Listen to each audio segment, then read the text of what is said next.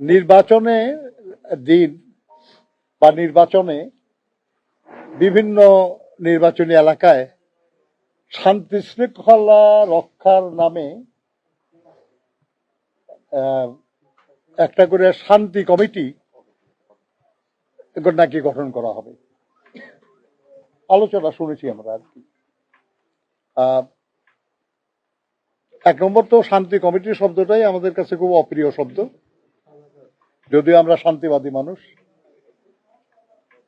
নির্বাচন কমিশন বলেছেন এ সম্পর্কে তাদের কিছু জানা নাই, তারা এই ধরনের কোনো কমিটি করার ব্যাপারে কোনো সিদ্ধান্ত নেন নাই।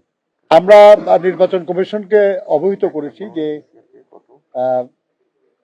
বিভিন্ন কিছু রাজনৈতিক দলের, নির্দিষ্ট কিছু রাজনৈতিক দলের নেতা কর্মীরা তাদের নির্বাচনী এলাকার বাইরে অন্য নির্বাচনী এলাকায় কাজ করছে।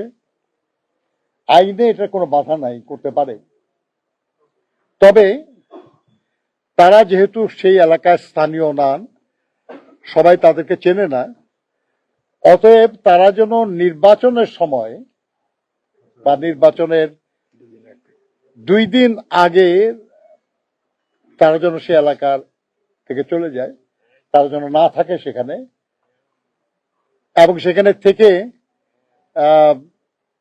নির্বাচনী কর্মকাণ্ডে বিশৃঙ্খলার কোনো সুযোগ না দেয়, সেজন্য আমরা অনুরোধ জানিয়েছি। এবং এটা স্বাভাবিক একটা প্রক্রিয়া যে নির্বাচনী কর্মকাণ্ড যখন বন্ধ হয়ে যায় তারপরে আর সেখানে যারা ভোটার না এমন কারো থাকা স্বাভাবিক না, উচিত না। তারা এই ব্যাপারে ব্যবস্থা নেবেন বলেছেন।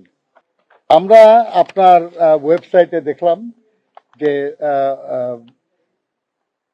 প্রায় 55,000-এরও বেশি স্থানীয় নির্বাচনী পর্যবেক্ষক অনুমতি দিয়েছে নির্বাচন কমিশন, এবং বেশ কিছু প্রতিষ্ঠান আছে যাদের খুব বেশি পরিচিত না, কিন্তু তাদের নামে অনেক পর্যবেক্ষক আমরা দেখেছি আর কি।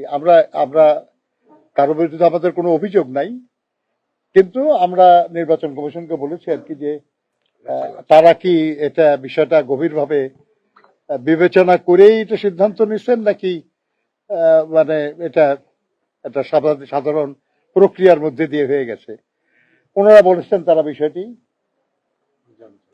পর্যালোচনা করবেন, কারণ সবই তো আর প্রধান নির্বাচন কমিশনার বা নির্বাচন কমিশনাররা করে না, নিচের দিকে অনেকেই করে।